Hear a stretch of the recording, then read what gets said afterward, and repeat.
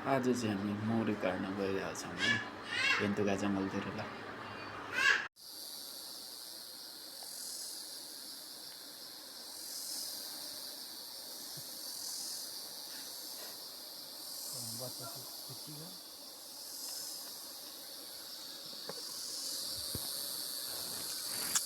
धेरै बच्चै मात्रै रहेछ है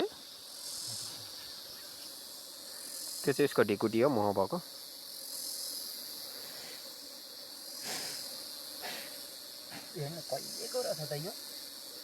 पुरानो चाका रहेछ मक्किन आँटिसक्यो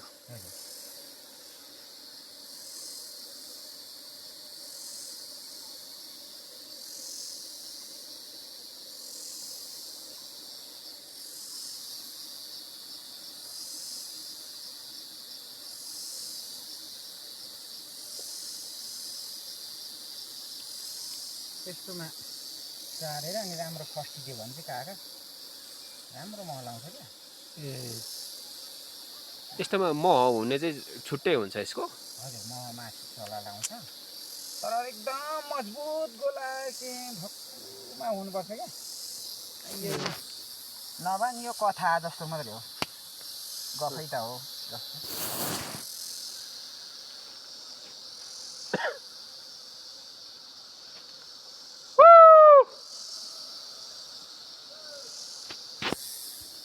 ओ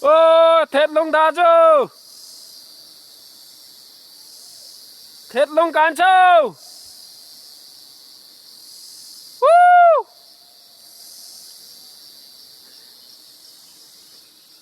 ठुलो कान्छाको थेप्नु यसको नाम त थेतलुङ हो नि त थेतलुङ कान्छो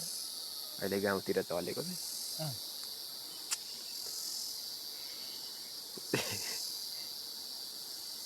त्यसमा टाँस्ने गम चाहिँ हुँदैन है केराको पातले बाँधिदिनु त्यसरी त हाल्छ बसो भने छोडेर चलिदिइहाल्छ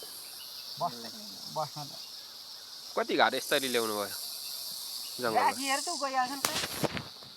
राखो 2-4 दिनमा फेरि भागिहाल्छ है 2-4 दिन बस्ने हिँडिहाल्छ यिनीहरूले सहज हुँदैन नि त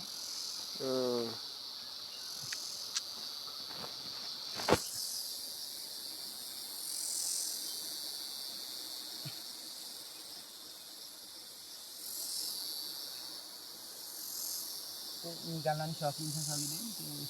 सक नै छ उँभो माउछिरी आयो अनि के झन्टो अब मासतिर दुलो होला है उँभो रानो फेरि हाल्यो